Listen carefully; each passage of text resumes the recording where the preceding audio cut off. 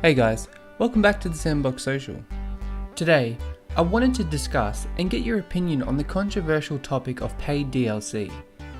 Now what I mean by paid DLC is any additional content created for a released video game that you can pay to download.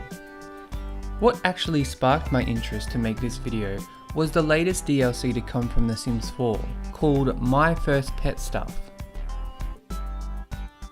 With The Sims 4 Cats and Dogs expansion only released a few months ago, people are raising the question, why is there already a stuff pack with additional content that could have just been added into the expansion? It's also important to note that it was confirmed that The Sims 4 Cats and Dogs was the best-selling expansion pack for The Sims 4. And this stuff pack was not mentioned in their quarterly release trailer from the start of the year, which makes players think it was just leftover content excluded from Cats and Dogs that was just thrown together and sold to the public. This is also the first time in 18 years since the original Sims launched that a DLC required another DLC and the base game in order to access majority of its content.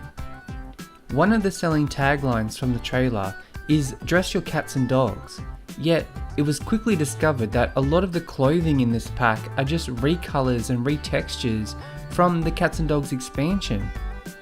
Not to mention, when you enter build buy mode, it's obvious that some items were withheld to be resold. Just look at this chair and desk combo that matches perfectly with the bedroom set from Cats and Dogs. I mean, it really looks like they were supposed to be together the whole time. Now, the developers have said that you can still install and play the stuff pack without Cats and Dogs installed.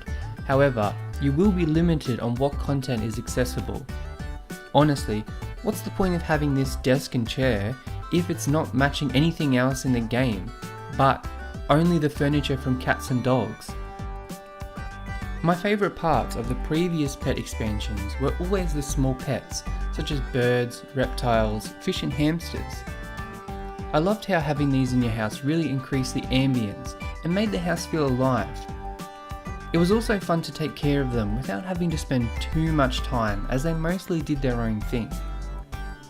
With My First Pet Stuff, you only get one oversized bulky rodent cage with 4 different rodent reskins and a couple of generic animations. I was extremely underwhelmed. Look, with the stuff pack costing $14.99 here in Australia and $9.99 in the States, I don't think it's a fair price to charge for a bunch of reskins and requirements of having both the base game and an expansion pack to access majority of the content. What's interesting is this also comes not long after EA's Star Wars Battlefront 2 with their ridiculous pay-to-win mechanics found in the multiplayer and iconic characters locked behind huge paywalls. What are your opinions on all of this, and how do you feel about paid DLC? Have you had issues with other games in the past? Join the discussion in the comments and let me know. I just wanted to give a huge shout out to everyone subscribed to the channel and showing their support. I honestly can't believe we hit 5,000 subs and already on the way to 6. I have some exciting content coming out soon, so stay tuned for that. As always, thanks for watching.